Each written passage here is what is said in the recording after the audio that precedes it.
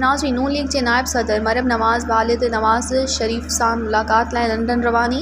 Airport ते मरियम नवाज़ सां शहरियुनि पारां सेल्फियूं कढियूं वयूं। मरियम नवाज़ वालिद सां मुल्की सियासी सूरत हाल ते सलाह मशवरा कंदी। वालिद जी वापसी बाबति फ़ैसिलो आख़िरी सर्जरी बाद कयो वेंदो। मरियम नवाज़ चयो आहे त वज़ीर आज़म इसहाक़ डार मुआइशी ॾुखियाईनि मां निकिरण जूं कोशिशूं कनि पिया।